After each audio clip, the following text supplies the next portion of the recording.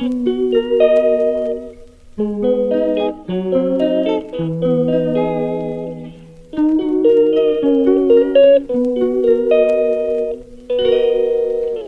calls me day and night. I'm sorry girl, you just don't make me feel right. I never meant to make you cry, you were right. Just leave me be, I'm not gonna put up a fight. And every time you wake up feeling worse and then you check the time. It's never what it feels like, just throw me a dime. If everything was good, then you would feel alive. If everything was good, then you would feel alive. Everything was good, then you would feel alive.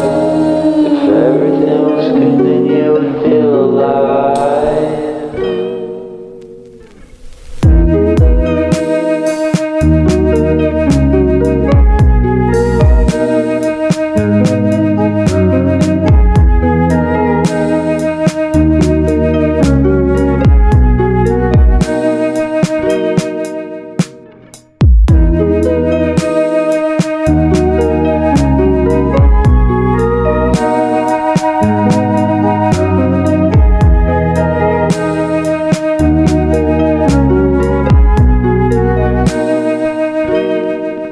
He never answers me.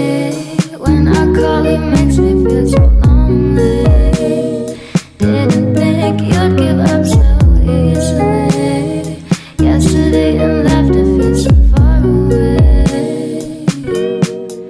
I miss the old days. Memories of us keep killing me slowly. You don't really care, don't want you to hold me.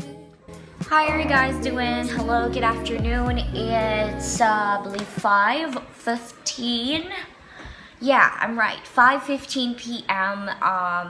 Just woke up from a short nap and I figured to do a quick video. I actually posted something like a book review in my story today regarding it's actually a story entitled You're Not Okay. Let me just pull it up in my email because I actually purchased the ebook copy. I just found a really cute store in Lazada that you can actually purchase the ebook from. It only costs 10 pesos per copy. And if you're also interested in, trying to read the books that I've read, I would be more than willing to send you a copy for free. You can just directly message me in my social media, follow me, and every week I wanted to post new book. No, it's actually my daughter's toga. We just got her toga for her upcoming graduation. So yeah, as what I've mentioned, I'll be posting a lot of book reviews as much as I can after reading them, or maybe after reading a few chapters and I don't like the book, I'll go ahead and drop it.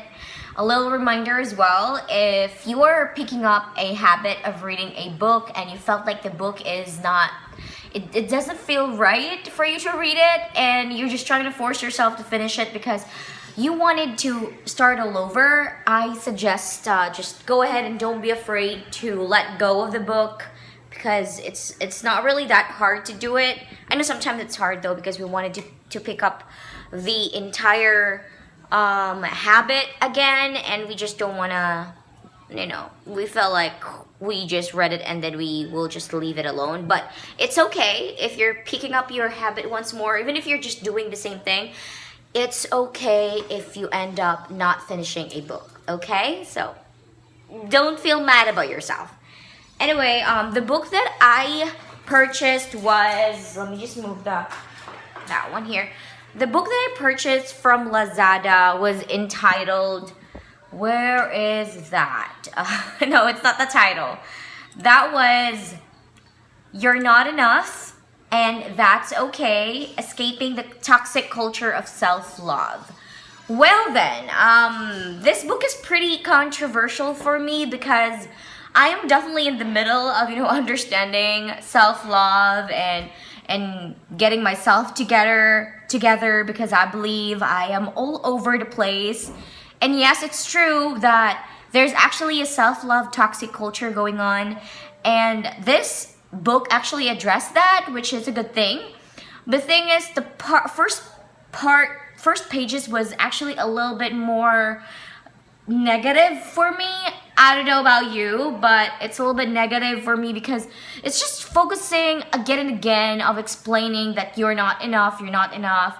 Well, that's true that it's actually been a mantra for people that is, for people that does self-love. And to be honest, there are pros and cons for everything because we are trying to find something good about ourselves. And for some reason, those good about ourselves are sometimes hard to find. So, ZZ, now, shh. I posted something in my social media and I talked about the possibility of understanding self-love without,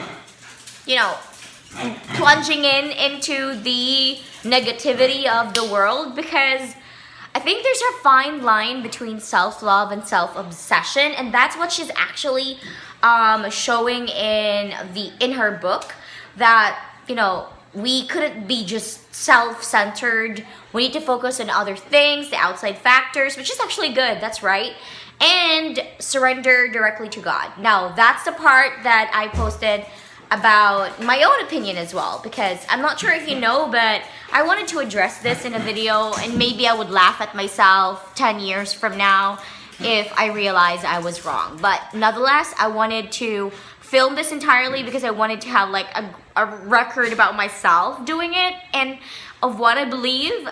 And for me, I don't have a religion. I don't stand in any religion. And I was actually understanding myself, and I realized I've used the word atheist, but I'm not atheist, because if I say I am atheist, if you look at it in the dictionary, I'm sorry, my dog is going crazy. She's running all around. Whenever I pick up the camera, she's like this, or sometimes even not. She's always like this.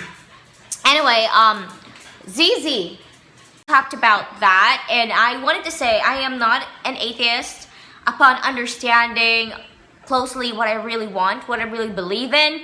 Because when I say I'm an atheist, a person that doesn't really believe that there's an existence of God, Allah, Jehovah, Elohim, whatever you call that person. Sometimes some other people call Jesus, believes in saints, believes in idolatry, whatever you guys believe it. It's your life, this is my life, but I just wanted to share why I've actually reached this point in my life. To be honest, I was born a Catholic.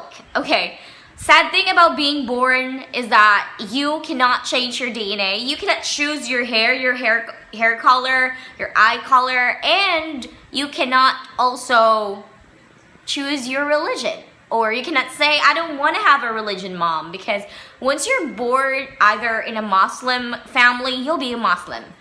And it's quite hard nowadays to deny and change your religion, because sometimes toxicity of a family runs in the blood, or sometimes our parents just don't want us to go astray, or they just don't want us to explore our boundaries and understand what do we really want to be. Because they are overwhelmed of the fact that they wanted to guide us, and sometimes that guiding instinct sometimes goes array. They become very much clingy and wanted us to be just like what they did, or what religion they have. And for me, I wanted to give my daughter, since I have a daughter, a 7-year-old daughter, I wanted to give my daughter a freedom of choice which religion she wanted to sit down to believe to. Right now she's homeschooled, and they're actually touching a little bit about gods, and I've shared a lot of videos about my daughter, how she has amazing thoughts compared to her age, and she actually questioned something like, Mommy, why does God phrases in the Bible, because they've been reading Bible phrases, it's more of like we are being disciplined by God in a way that we need to be afraid of Him. And that's the same thought that I have before, to be honest. Like the Bible, with all due respect, the Bible have a lot of lapses if you're going to look at it.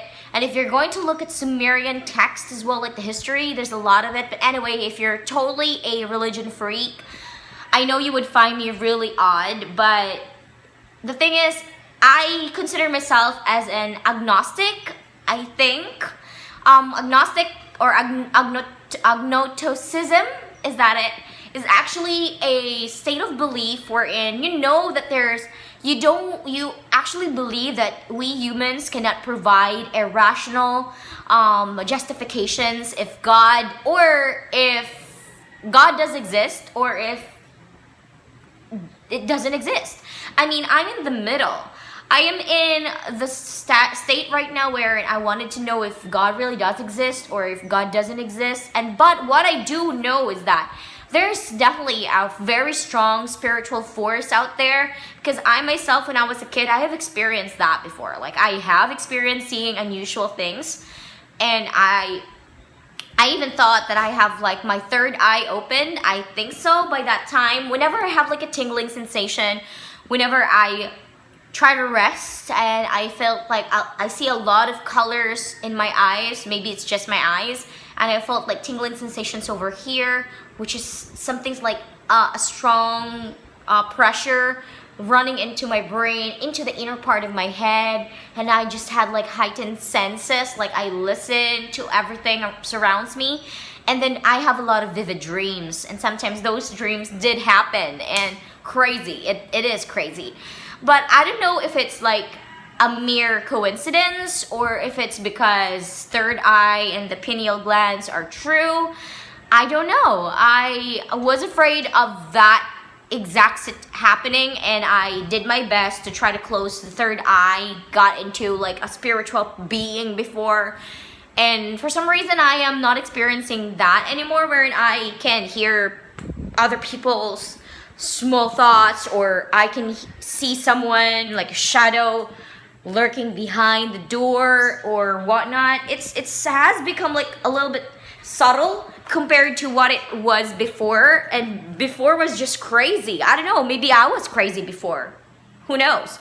But I just wanted to address that because, you know, sometimes people hated me when I said that I really do not believe that there's actually Jesus, that there's actually an actual God. I think there is an actual person, not really a person, like a being that is stronger than everything, that has like a really strong spiritual sense and pull, and maybe pulling the strings behind all this, or maybe we are just in a simulation, I don't know, but there's definitely something greater out there, and us humans are just speck. We're just small dust in a very big universe, and it's not just one universe, we have a lot of multiple universe. Parallel universe could also exist. I also am thinking of those things, but ever since I'm a little girl, I've been questioning the natural life cycle, you know? Like the very existence of us humans, especially all of the living things, and I was just thinking, there's a lot of questions popping in and out.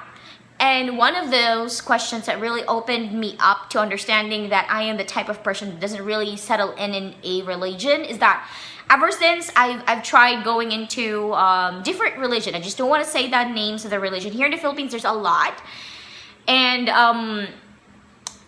I have a lot of friends. I have Muslim friends. I have friends come from Iglesia de Cristo. I have friends from another religion. I have friends from this religion and all that. And even my uncle is a Catholic defender, or a person that does debate about, you know, God and all that for the Catholic religion.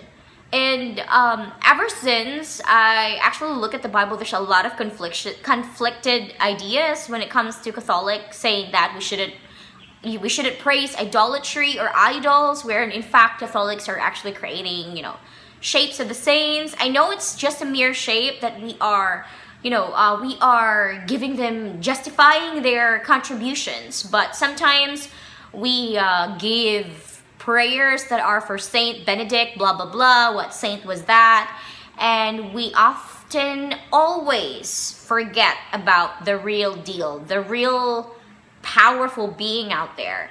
And sometimes we consider, in the Bible it says Jesus was the Son of God, and then there's actually like the Father, but the Father and the Son is one, something like those. And crazy, I haven't really, I've read the Bible, the entire Bible, but I can't say that I fully understand, because there's a lot of parts there that are actually quite perplexing to me, because it's like different from every disciples that retold and rewritten it. And one major flaw that I think is quite triggered the curiosity in me, is that the fact that God was considered as a man. I know I am not a man hater. I have a husband, and I have a lot of great number of man friends, boyfriends, and I think it's quite unusual for it to have like 12 disciples, which are all men. And I know there are women that are also told in the story of the Bible, but isn't there any possibility or any instances wherein God took in like maybe a 13th disciple, 14th disciple that is also a woman? Is it because women back then also have the same oppression that we've experienced today? Well, it's way more lesser right now, but there's definitely, you can really see the difference between the level of men and women, especially in the old Bible. There's also some few parts that I noticed that religions hated third or fourth gender, which is sadly, I wanted to say, those exist. They don't have their power to go against their nature, and they are born trapped in a man's body but with the heart of a woman. I have a lot of gay friends, and shout out to all of my lesbian friends as well, and gay friends as well.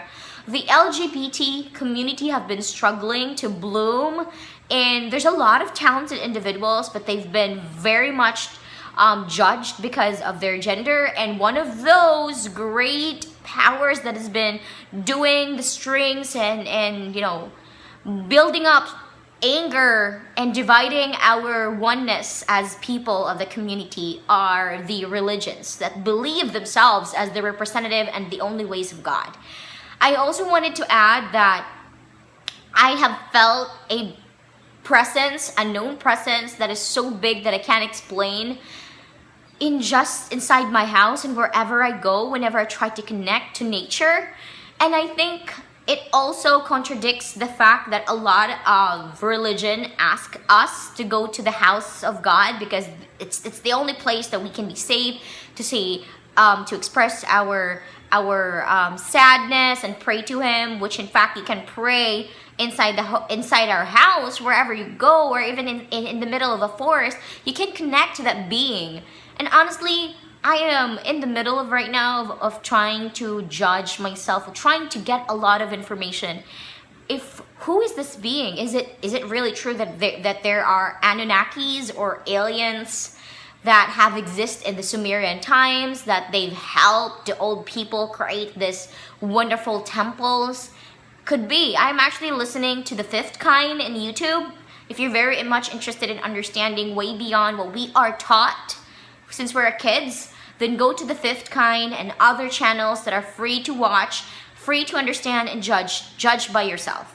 I know we've been forced to read the Bible somewhere, somehow. As you might have been trapped in a family that's too political or too religious. And religion has always been like a sugar-coated cake. And I've seen a lot of bad people inside the religious organizations that are still there, look like they're angels, but at the end of the day, they're just the same old shitty people.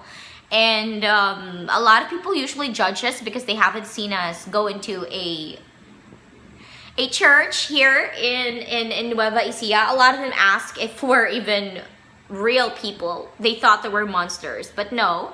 It's just that the last Holy Week, we're just inside the house, cooped up. We didn't go outside, as what you normal family, Catholic family do, like go outside, pray. We always pray and thank, I don't want to say the word God. We always pray and thank the most powerful being, and thank ourselves and our hard work as well for the blessings that we are getting. And I fully am aware there's a lot of things that we haven't discovered in this world yet, knowing that we're just small speck, we're just small dust. And knowing that there's a lot of unknown species that we haven't discovered yet, and not all in this world can be explained by science.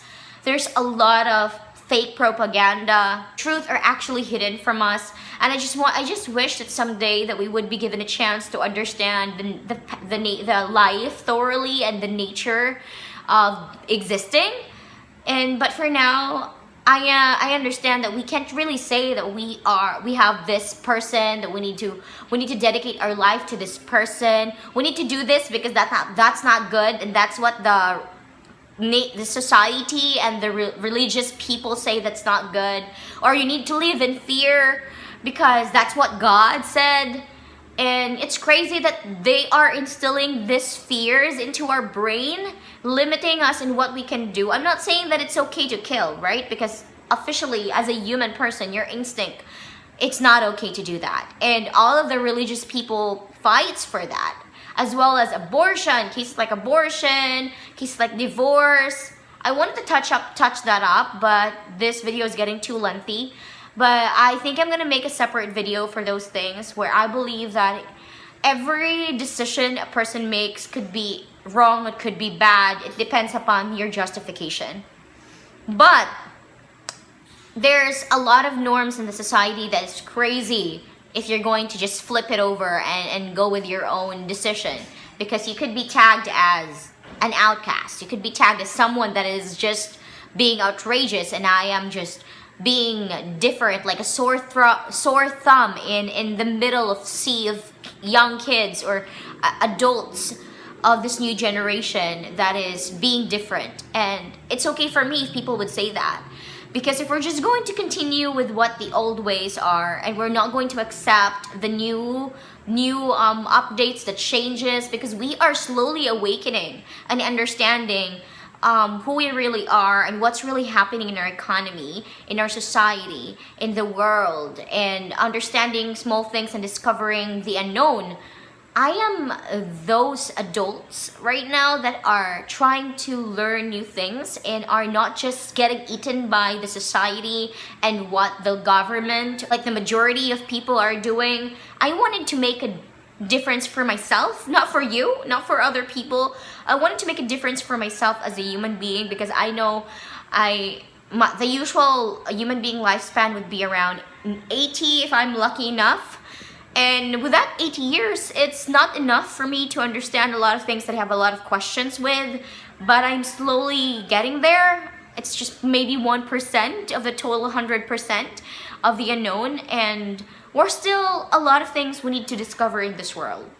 Even our Earth, we haven't fully discovered everything about the planet that we inhabit, and especially the outer space and all of the other universe.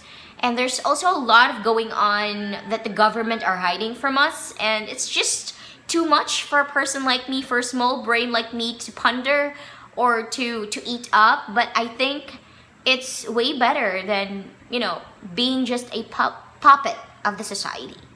So I hope you guys don't hate me for saying that maybe I am an agonistic, or a person that doesn't really want to stand in a religion, or doesn't really want to say that I don't have a God as well. I do believe that there's like a very strong entity out there, strong, powerful entity that touches our spiritual souls.